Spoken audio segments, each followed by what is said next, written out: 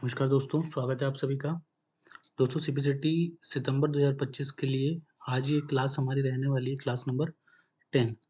इस क्लास में एक चीज़ ये है कि आज हम कितने क्वेश्चन सोल्व करने वाले हैं। पूरे 52 के 52 जो कंप्यूटर क्वेश्चंस आते हैं, पूरे 52 क्वेश्चंस का हम लोग यहाँ पे क्या करेंगे, सॉल्यूशन करेंगे। उससे आपको एक चीज़ का भी अंदाज़ा हो जाएगा कि यदि आज आपकी एग्ज़ाम हो जाती है तो आपको कितने मार्क्स आज के एग्ज़ाम में आते हैं, 52 में से कितने नंबर आपको आज के एग्ज़ाम में आते हैं। तो वैसे बहुत ज़्यादा टफ क्वेश्चन नहीं रखें, सिंपल ही क्वेश्चन रखें। वीडियो थोड़ा लंबा हो जाएगा क्योंकि 52 क्वेश्चन हम लोग सोल्व करेंगे तो लगभग आधे घंटे से ऊपर का ये वीडियो लेक्चर हमारा रह जाएगा। तो कॉपी पेंसिल तैयार रखिएगा और क्लास शुरू होने वाली है। पहला क्वेश्चन हम लोग देख लेते हैं। सिंपल सा क्वेश्चन है पहला हमारा, कंप्यूटर में कितने प्रकार की मेमोरी पाई जाती है? तो पहला जो विकल्प है हमारा वो हमारा क्या है, 4। दूसरा विकल्प है हमारा 8, तीसरा है 1 और चौथे नंबर का है हमारा 2। तो कंप्यूटर में कितने प्रकार की मेमोरियाँ पाई जाती हैं? तो सभी को पता है कंप्यूटर में कितने प्रकार की मेमोरी पाई जाती है। 2 प्रकार की मेमोरी पाई जाती है। पहली होती है प्राथमिक मेमोरी और दूसरी क्या होती है, द्वितीयक मेमोरी। प्राथमिक मेमोरी जिसे इंग्लिश में क्या कहते हैं, प्राइमरी मेमोरी कहते हैं, जिसमें क्या आते हैं, रैम और रोम। रैम मतलब रैंडम एक्सेस मेमोरी और रोम मतलब क्या होता है, रीड ओनली मेमोरी। द्वितीयक मेमोरी में वे मेमोरी आती है जो इसे बाहर से दी जाती है ना, जैसे कि हार्ड डिस्क, एसएसडी और ऑप्टिकल डिस्क आदि। चलिए, व्यू टैब को खोलने के लिए किस कुंजी संयोजन का यानी कि किस शॉर्टकट की का प्रयोग किया जाता है? किसको खोलने के लिए? तो व्यू टैब को खोलने के लिए तो पहला जो विकल्प है हमारा वो क्या दिया गया है हमें? पहला जो विकल्प है हमारा वो हमें दिया गया है ऑल्ट प्लस एस और दूसरा हमें दिया है ऑल्ट प्लस डब्ल्यू, तीसरा हमें दिया है कंट्रोल प्लस डब्ल्यू, चौथा हमें दिया है ऑल्ट प्लस वी। तो व्यू टैब को खोलने के लिए जो शॉर्टकट की होती है वो हमारी क्या होती है, ऑल्ट प्लस डब्ल्यू होती है। क्या होती है, व्यू टैब को खोलने के लिए शॉर्टकट की कुंजी संयोजन ऑल्ट प्लस डब्ल्यू होती है। चलिए, तीसरे नंबर क्वेश्चन देख लेते हैं। यूएसबी का पूरा नाम क्या है? ये कई बार आया हुआ है इसलिए इसको मोस्ट आईएमपी क्वेश्चन हर बार अपन लोग कर रहे हैं। यूनिफॉर्म सीरियल बस, यूनिक सीरियल बस, यूनिवर्सल सीरीज बस या फिर यूनिवर्सल सीरियल बसे? बसे तो नहीं होगा, बस ही होगा है ना। यूएसबी का पूरा नाम क्या हो जाएगा, यूनिवर्सल सीरियल बस। चलिए, चौथे नंबर का क्वेश्चन, साउंड कार्ड से विद्युत प्रवाह के रूप में साउंड प्राप्त करता है और इसे साउंड फॉर्मेट में बदल देता है। तो इसका जो राइट आंसर है वो हमारा क्या हो जाएगा, स्कैनर होगा या फिर स्पीकर होगा, प्लॉटर होगा या फिर डिजिटाइजर होगा। तो इसका जो राइट आंसर है वो हमारा क्या हो जाएगा, स्पीकर हो जाएगा। देखिए स्पीकर को क्या हो जाएगा कि साउंड कार्ड से इसको विद्युत प्रवाह के रूप में साउंड प्राप्त होता है, ठीक है, और इसे वो साउंड फॉर्मेट में बदल देता है, यानी कि इसको वो ध्वनि में परिवर्तित कर देता है ना। तो इसका राइट आंसर क्या हो जाएगा हमारा, स्पीकर। पांचवें नंबर का क्वेश्चन देख लेते हैं। एडोब पोर्टेबल डॉक्यूमेंट फॉर्मेट को सेव करने के लिए कौन से फाइल फॉर्मेट का उपयोग किया जाता है? तो इसका राइट आंसर क्या हो जाएगा हमारा, पीडीएफ, पोर्टेबल डॉक्यूमेंट फॉर्मेट, है ना, पोर्टेबल डॉक्यूमेंट फाइल भी। चलिए, एमएस एक्सेल में वर्तनी जांच सक्रिय करने के लिए किस फंक्शन की का यूज़ किया जाता है? तो सभी को पता है कि जो स्पेलिंग चेकिंग के लिए यूज़ की जाती फंक्शन की वो कौन सी हमारी F7 है। सातवें नंबर का क्वेश्चन देख लेते हैं। कंप्यूटर को शुरू करने की प्रक्रिया क्या कहलाती है? तो ये हमने कल भी पढ़ा था। कंप्यूटर को शुरू करने की जो प्रक्रिया होती है वो क्या कहलाती है, बूटिंग कहलाती है। बूटिंग दो तरह की होती है, कितने प्रकार की होती है, दो प्रकार की होती है। एक होती है वार्म बूटिंग और एक होती है कोल्ड बूटिंग, है ना। तो जब आप चालू कंप्यूटर को रिस्टार्ट करते हो तो वार्म बूटिंग कहलाती है, किंतु बंद कंप्यूटर को जब आप शुरू करते हो तो वो कोल्ड बूटिंग कहलाती है। आठवें नंबर क्वेश्चन देख लेते हैं। एक निजी नेटवर्क है जो केवल एक संगठन के भीतर अभिगमन करने योग्य होता है, तो इसको कहते हैं इंट्रानेट कहते हैं, इंटरनेट कहते हैं, राउटर या फिर वैन। तो इस प्रकार के नेटवर्क को क्या कहते हैं, इंट्रानेट कहते हैं। चलिए, आगे देख लेते हैं। 90 नंबर का क्वेश्चन हमें दिया गया है यहाँ पे, ऑल्ट प्लस F4 क्या है? ऑल्ट प्लस F4 कुंजी को एक साथ दबाने से वह प्रोग्राम जाता है, क्या होता है? यदि आप लोग ऑल्ट प्लस F4 कुंजी को एक साथ दबा दोगे तो जो प्रोग्राम है वो क्या हो जाएगा, प्रारंभ हो जाएगा, खुल जाएगा, फिर से प्रारंभ हो जाएगा या फिर बंद हो जाएगा। तो यदि आपने ऑल्ट प्लस F4 दबा दिया तो जो प्रोग्राम आपका चालू है प्रोग्राम आपका क्या हो जाएगा, बंद हो जाएगा। क्या हो जाएगा, वो प्रोग्राम आपका बंद हो जाएगा। Alt+F4 जो शॉर्टकट की, इसका उपयोग सक्रिय विंडो को बंद करने के लिए या किसी एप्लीकेशन से बाहर निकलने के लिए किया जाता है ना। चलिए 10वें नंबर क्वेश्चन देख लेते हैं। .HTML पहली बार किस सन में प्रदर्शित की गई थी? तो जो HTML है, पहले तो HTML का फुल फॉर्म आपको पता होना चाहिए कि HTML का फुल फॉर्म क्या होता है। तो हाइपर टेक्स्ट मार्कअप लैंग्वेज क्या होता है, हाइपर टेक्स्ट मार्कअप लैंग्वेज। इसे कब प्रदर्शित किया गया था? तो सन 2000 में, या फिर 1995 में, या फिर 1980 में, या फिर 1990 में। तो HTML को जो सबसे पहले प्रदर्शित किया गया था वो कब किया गया था? 1990 में किया गया था। टिम बर्नर्स-ली ने 1990 में एक इंटरनेट आधारित हाइपरटेक्स्ट सिस्टम का प्रस्ताव रखा था और 1990 में HTML को बनाया गया था, है ना। चलिए, किसी फंक्शन के भीतर फंक्शन को क्या कहते हैं? मान लीजिए कोई फंक्शन है, उस फंक्शन के भीतर अगर फिर से एक और फंक्शन है तो उसे क्या कहेंगे? पहला विकल्प है हमारा क्या, उसे क्या कहेंगे? नेस्टेड कहेंगे, या फिर उसे राउंड कहेंगे, या फिर उसे सम कहेंगे, या फिर उसे टेक्स्ट कहेंगे। तो इसका जो राइट आंसर है वो हमारा क्या हो जाएगा? उसको हम लोग क्या कहेंगे? उसको नेस्टेड कहेंगे। उसको क्या कहेंगे? नेस्टेड कहेंगे। फंक्शन के भीतर अगर कोई फंक्शन है तो उसे क्या कहेंगे हम लोग? नेस्टेड कहेंगे। तो देखिए, कंप्यूटर प्रोग्रामिंग में जब एक फंक्शन को दूसरे फंक्शन के अंदर परिभाषित किया जाता है तो उसे नेस्टेड फंक्शन कहते हैं ना। 12 नंबर क्वेश्चन देख लेते हैं। कैपिटल लेटर लिखने के लिए किस बटन का उपयोग करते हैं? तो अभी सभी को पता है कि अगर आप लोग कैप्स लॉक दबा दोगे तो जितने भी आपके स्मॉल लेटर हैं वो सब क्या हो जाएंगे? कैपिटल में लिखना शुरू हो जाएंगे। और फिर से यदि कैप्स लॉक दबा दोगे तो वो सब क्या हो जाएंगे आपके? फिर से, एक सेकेंड, वो सभी आपके फिर से क्या हो जाएंगे? स्मॉल में हो जाएंगे। चलिए आगे देखते हैं। 13वें नंबर का क्वेश्चन हमसे क्या कह रहा है? एक डॉक्यूमेंट को कितने प्रकार से सेव किया जा सकता है? तो किसी भी डॉक्यूमेंट को हम लोग कितने प्रकार से सेव कर सकते हैं? 6 प्रकार से, 7 प्रकार से, या फिर 5 प्रकार से, या फिर 3 प्रकार से। तो देखिए, किसी भी डॉक्यूमेंट को सेव करने के लिए जो नॉर्मली की हम लोग प्रेस करते हैं वो हम लोग क्या करते हैं? Ctrl+S कर देते हैं। तो हमारे जो डॉक्यूमेंट है वो वहीं से सेव हो जाता है, हम उसे नाम वगैरह दे देते हैं। लेकिन आप लोग चाहें तो उसको 3 तरह से सेव कर सकते हैं। Ctrl+S से भी कर सकते हैं, फाइल मेनू में जाकर भी कर सकते हैं, या फिर स्टैंडर्ड टूल बार पे जाके सेव का जो आइकन है वहाँ जाके भी उसको प्रेस करेंगे तो भी वो आपका सेव हो जाएगा।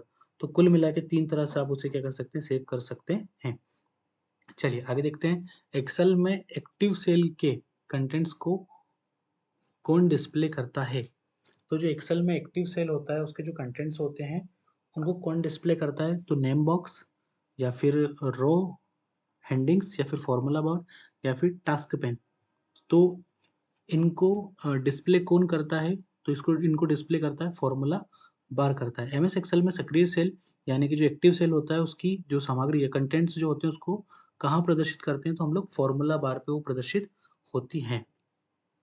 चलिए आगे देखते हैं। हार्डवेयर डिवाइस ऐसी गैर आवश्यक डिवाइस होती है जो मेन कंप्यूटर सिस्टम का हिस्सा नहीं है और अधिकांश तौर पर बाद में सिस्टम में जोड़ी जाती है। बहुत अच्छा और बड़ा क्वेश्चन है ना।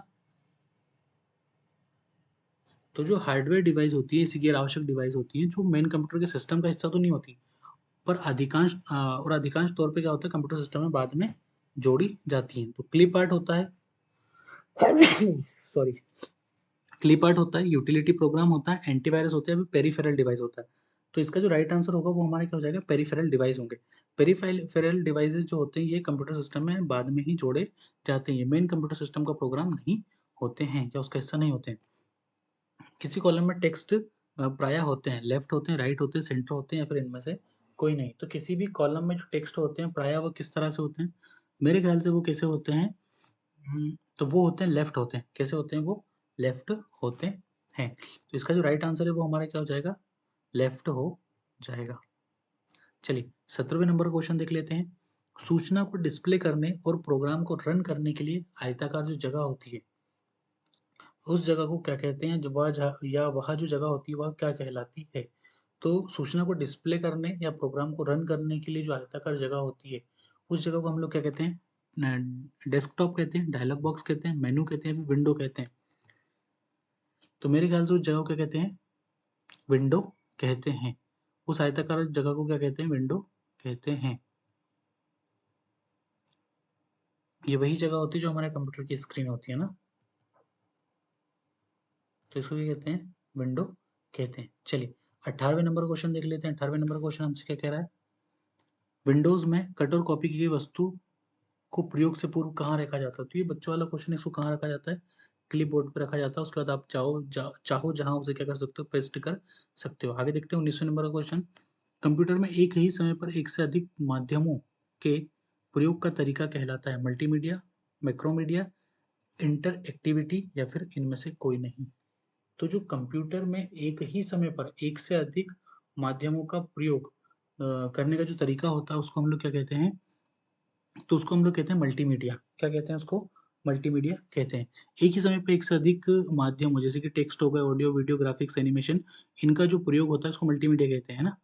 तो इनको क्या कहते हैं, मल्टीमीडिया हम लोग कहते हैं। क्या हो जाएगा इसका राइट आंसर, मल्टीमीडिया हो जाएगा। चलिए 20वें नंबर का क्वेश्चन देख लेते हैं। मोशन पिक्चर में क्लिप में बदलाव करने के लिए किस प्रकार के सॉफ्टवेयर का उपयोग किया जाता है, ड्राइंग का, वीडियो एडिटिंग का, पेंटिंग का या फिर कंप्यूटर डिजाइन का। तो मोशन पिक्चर में क्लिप में बदलाव करने के लिए किस प्रकार के सॉफ्टवेयर का उपयोग किया जाता है, तो मेरे ख्याल से इसका राइट आंसर जो है वो क्या हो जाएगा हमारा, वीडियो एडिटिंग। क्या हो जाएगा इसका राइट आंसर हमारा, वीडियो एडिटिंग हो जाएगा। 21वें नंबर का क्वेश्चन देख लेते हैं। 21वें नंबर का क्वेश्चन हमसे क्या कह रहा है, वर्ड डॉक्यूमेंट में फाइल एक्सटेंशन का नाम होता है। तो मेरे ख्याल से राइट आंसर इसका क्या हो जाएगा, डीओसी, क्योंकि वर्ड डॉक्यूमेंट का है ना। देखिए टेक्स्ट भी वही होता है, वर्ड से रिलेटेड ही होता है, किंतु हमसे वर्ड डॉक्यूमेंट का फाइल एक्सटेंशन का पूछा होना है, तो इसका राइट आंसर क्या हो जाएगा, डीओसी ही होगा, है ना। आगे देख लेते हैं 22वें नंबर का क्वेश्चन, सॉफ्टवेयर में कमांड और ऑप्शंस की सूची होती है, टाइटल बार में होती है, मेन्यू बार में होती है, टूल बार में होती है या फिर इनमें से कहीं नहीं होती है। तो सॉफ्टवेयर और कमांड ऑप्शन की जो सूची होती है वो कहाँ होती है, मेन्यू बार में होती है। कहाँ होती है, मेन्यू बार में होती है।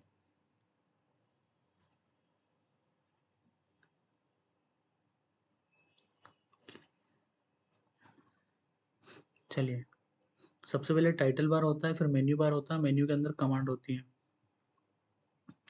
असेंबलर क्या है, बहुत अच्छी चीज पूछी गई है। असेंबलर जो है एक लैंग्वेज ट्रांसलेटर है।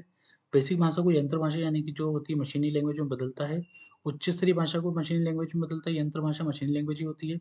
असेंबली भाषा को यंत्र भाषा में परिवर्तित करता है या फिर असेंबली भाषा को उच्च स्तरीय भाषा में परिवर्तित करता है। तो इसका जो राइट आंसर हो जाएगा वो क्या हो जाएगा, असेंबलर का काम। इसमें पूछा क्या है उन्होंने, बेसिकली उन्होंने पूछा है कि असेंबलर का कार्य क्या है। तो असेंबलर असेंबली लैंग्वेज को ही बदलेगा, बेसिक भाषा को नहीं, ना ही उच्च लेवल की लैंग्वेज को बदलेगा। तो ये पहले के दो तो बेसिक कट गए। अब असेंबली लैंग्वेज को किस में बदलेगा, ये हाई लेवल लैंग्वेज में क्यों बदलने लगा। हाई लेवल लैंग्वेज को तो खुद मशीनी लैंग्वेज में कन्वर्ट करते हैं, तो ये असेंबली लैंग्वेज को ही काय में बदलेगा, मशीनी लैंग्वेज में कन्वर्ट करेगा। चलिए सॉफ्टवेयर बग को ठीक करने के लिए प्रयुक्त प्रोग्राम क्या कहलाता है, तो मेरे ख्याल से इसको क्या कहते हैं, पैच कहते हैं। और इसकी जो गलती ढूंढने की जो प्रक्रिया होती है उसको डिबगिंग कहते हैं, है ना। इसका राइट आंसर क्या हो जाएगा हमारा, पैच हो जाएगा। चलिए आगे देखते हैं 25वें नंबर का क्वेश्चन, लिनक्स क्या है। तो सभी को पता होना चाहिए कि जो लिनक्स है वो क्या है। तो लिनक्स एक ऑपरेटिंग सिस्टम है, बीमारी का नाम है, केमिकल का नाम है या फिर कंप्यूटर वायरस है। तो मेरे ख्याल से राइट आंसर इसका क्या हो जाएगा, ऑपरेटिंग सिस्टम, और सभी के ख्याल से यही होना चाहिए ना।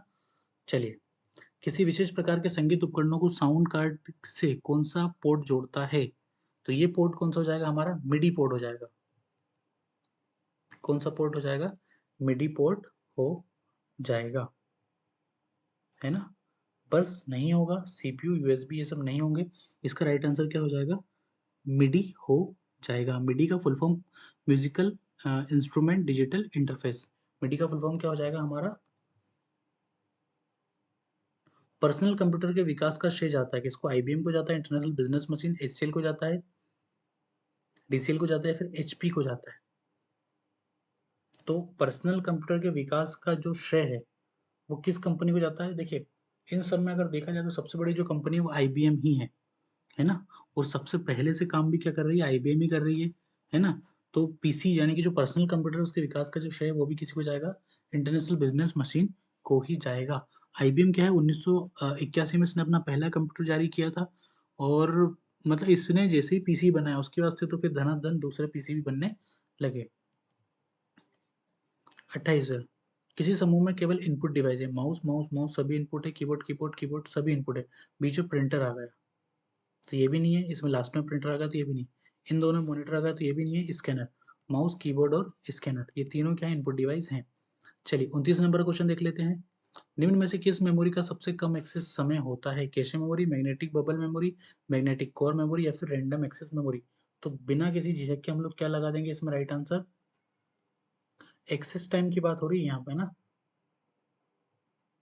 किस मेमोरी का एक्सेस टाइम होता है जो सबसे कम होता है, तो बिना किसी झिझक के क्या लगाओगे आप लोग, कैशे मेमोरी को लगा दोगे, है ना, क्योंकि इससे पहले भी हमने लगभग 4 से 5 एग्जामों क्लासेस में इसके बारे में पढ़ लिया।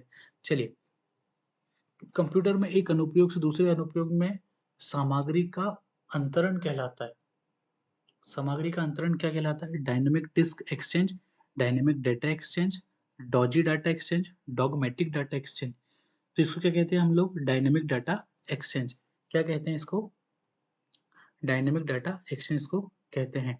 डायनेमिक डाटा एक्सचेंज जो होती है वो डीडी एक ऐसी तकनीक होती है जो माइक्रोसॉफ्ट विंडोज और OS2 ऑपरेटिंग सिस्टम में एक प्रोग्राम से दूसरे प्रोग्राम में डाटा क्या साझा करने की अनुमति हमें देती है।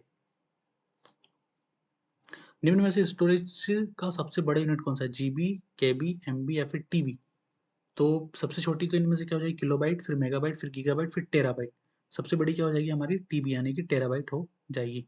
चलिए, प्रोग्राम के लिए विकसित पहली उच्च स्तरीय भाषा कौन सी है, तो बेसिक हो जाएगी, फोर्ट्रॉन हो जाएगी, लोगो हो जाएगी या फिर कोबाल हो जाएगी।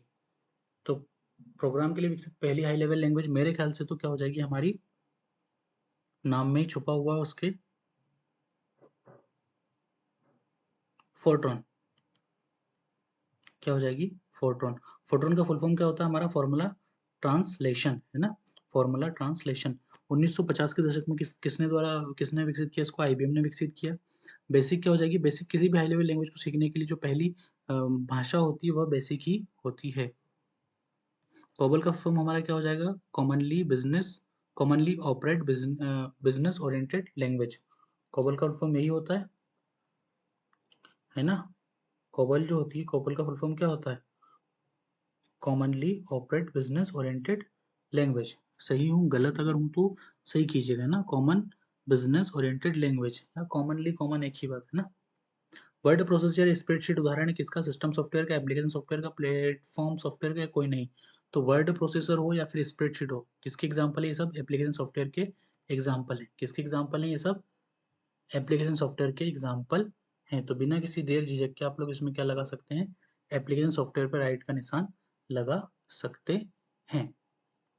चलिए 34वां देख लेते हैं। डॉट डॉट डॉट का अर्थ है कि डेटाबेस में रखा डाटा एक्यूरेट और रिलायबल है। डॉट डॉट डॉट का अर्थ है कि डेटाबेस में रखा जो डाटा है वो क्या है, एक्यूरेट है और क्या है, रिलायबल है। डाटा रिडेंसी रिडेंडेंसी या फिर डेटा इंटीग्रिटी इंटीग्रिटी या फिर डेटा रिलायबिलिटी या फिर डेटा कंसिस्टेंसी। तो इसका राइट आंसर क्या हो जाएगा, डाटा इंटीग्रिटी, क्या हो जाएगा, डाटा इंटीग्रिटी। डेटा इंटीग्रिटी का अर्थ क्या हो जाता है कि इसमें डाटाबेस में रखा जो डाटा है वो एक्यूरेट है और रिलायबल यानी कि सही है और पूर्ण है, इसमें किसी प्रकार की त्रुटि नहीं है ना। तो डाटा इंटीग्रिटी क्या हो जाएगा, इसका राइट आंसर हो जाएगा। 35वां देख लेते हैं, टेबल क्या होता है। 35 में देख लेते हैं, 35 हमसे क्या कह रहा है कि जो टेबल होता है वो क्या होता है। टेबल का कॉलम होता है, दो आयामी कॉलम होते हैं, टेबल की एक रो होती है, टेबल की कुंजी होती है। तो टेबल क्या होता है, टेबल की एक रो होती है, टेबल क्या होती है, टेबल की एक रो होती है। टेबल का अर्थ ही होता है कि टेबल की एक कुंजी या फिर रिकॉर्ड। 36वां देख लेते हैं, निम्न में से कौन सा कंप्यूटरों को टेलीफोन लाइनों में टेलीफोन लाइनों का प्रयोग कर डाटा अंतरित करने की अनुमति देता है।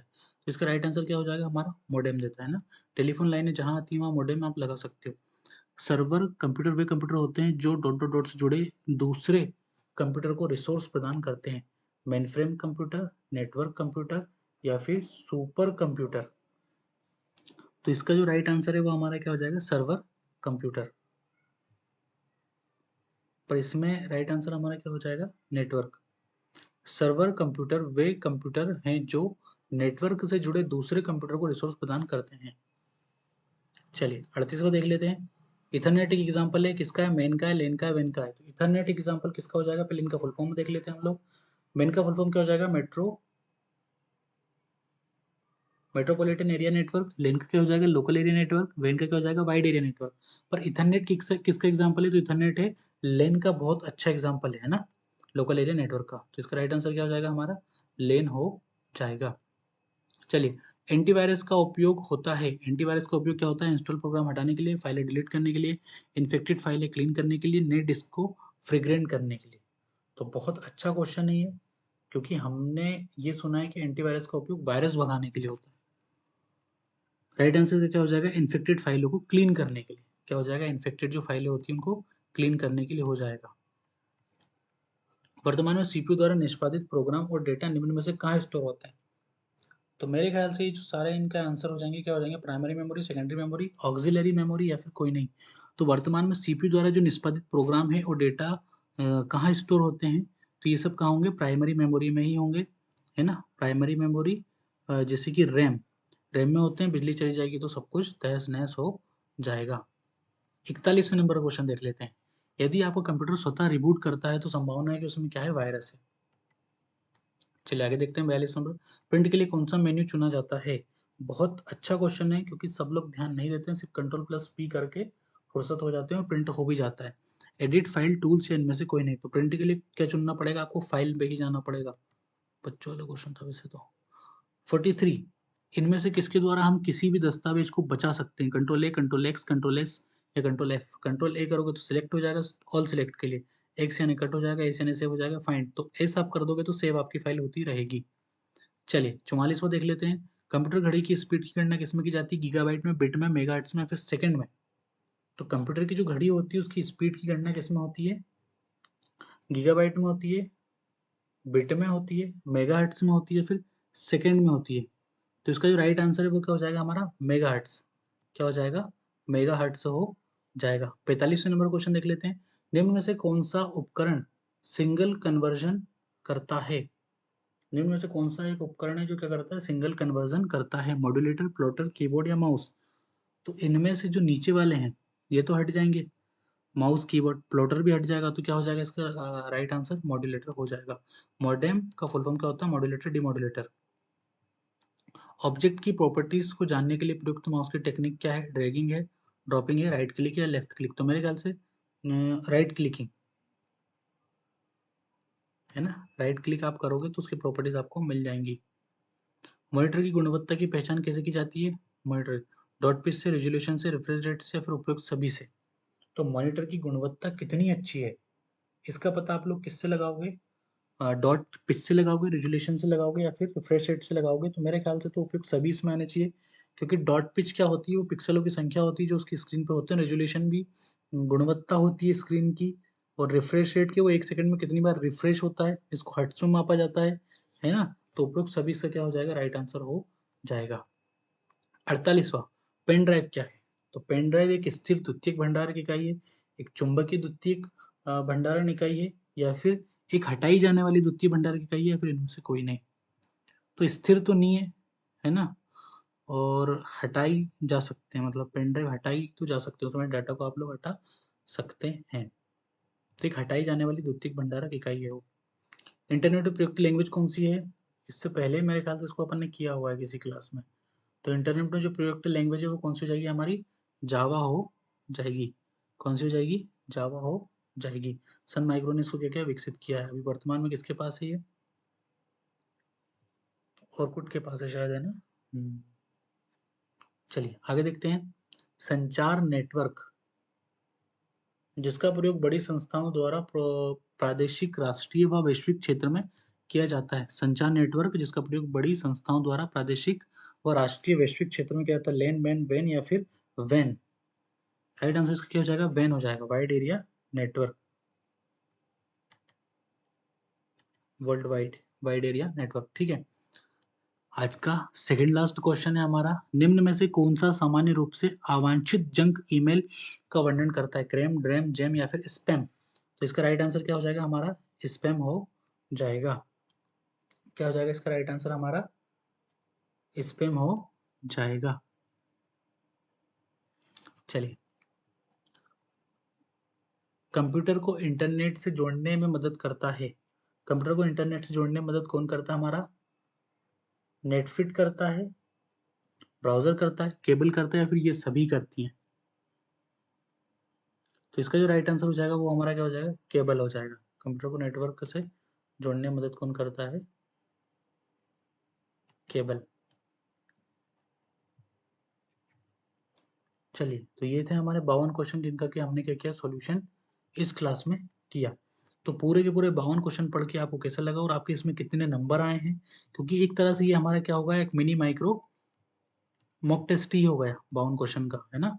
तो क्लास नंबर 10 थी, इसीलिए 10 की खुशी में हमने पूरे 52 क्वेश्चन अपने यहाँ पे सोल्व किए हैं। तो अपना ध्यान रखिए, पढ़ते रहिए, और मॉक टेस्ट बहुत जल्दी अनाउंस होने वाले हैं। मॉक टेस्ट हमने कंप्लीट करना शुरू कर दिए हैं, मॉक टेस्ट बन रहे हैं धीरे-धीरे। आपको जैसे ही कंप्लीट होंगे सूचना आपको मिल जाएगी।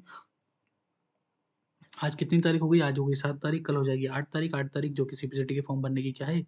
आखिरी डेट है। तो बिना किसी देरी के अपना फॉर्म फिल कीजिए, तैयारी में जुट जाइए, हमारे चैनल को सब्सक्राइब कीजिए। दूसरा, अपने दोस्तों को भी बताइए कि इस तरीके से क्लासेस डेली जारी हैं। लाइक कीजिए, शेयर कीजिए, अपना ध्यान रखिए, पढ़ाई करते रहिए। जय हिंद, वंदे मातरम।